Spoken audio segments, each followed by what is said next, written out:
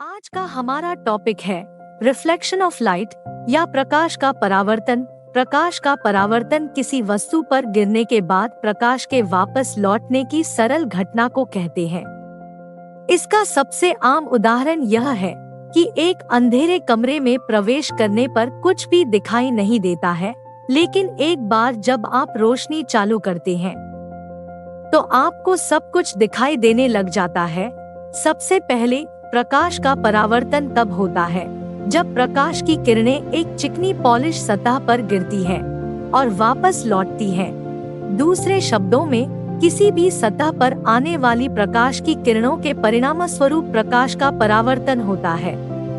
इसके अलावा सतह पर पड़ने वाली प्रकाश की किरण को आपतित किरण या इंसिडेंट रे के रूप में जाना जाता है, जबकि प्रकाश की किरण जो वापस परावर्तित हो जाती है उसे परावर्तित किरण या रिफ्लेक्टेड रे कहा जाता है।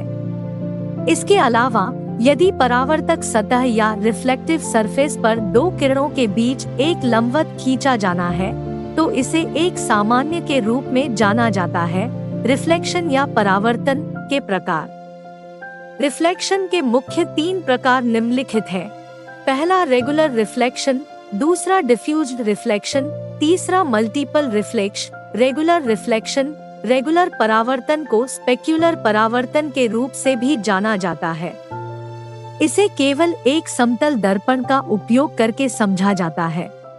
प्रकाश के परावर्तन के लिए उपयोग किया जाने वाला यह दर्पण नियमित दर्पण नहीं है जो हम अपने चारों ओर देखते हैं, बल्कि यह एक कांच है जो अत्यधिक परावर्तक सामग्री जैसे पाउडर की एक समान परत के साथ भारी रूप से लेपित होता है।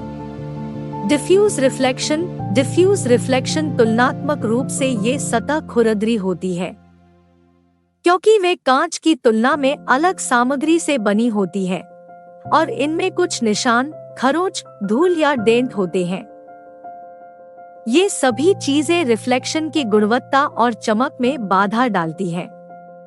इस प्रकार ऐसी खुरदरी सतहों पर परावर्तन के दोनों कोणों की तुलना पूरी तरह से अलग है।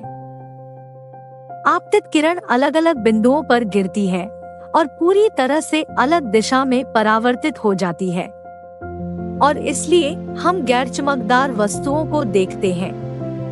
मल्टीपल रिफ्लेक्शन, प्रकाश के रेगुलर और डिफ्यूज दोनों प्रकार के परावर्तन के लिए एक दर्पण का उपयोग किया जाता है, जबकि जब हम 2 दर्पण लेते हैं तो प्रकाश का एक सोर्स कई बार परावर्तित हो सकता है। इस प्रकार का परावर्तन तभी संभव है जब प्रकाश की तीव्रता इतनी कम हो जाए कि हम उसे देख ना सके। कई रिफ्लेक्शंस में अनंत इमेजेस बनेंगी, क्योंकि प्रत्येक इमेज किसी अन्य इमेज का रिजल्ट है। प्रतिबिंबों की संख्या 2 दर्पणों के बीच के कोण के अनुसार बदलती रहती है। यदि हम कोण घटाते हैं तो इमेजेस की संख्या बढ़ जाती है।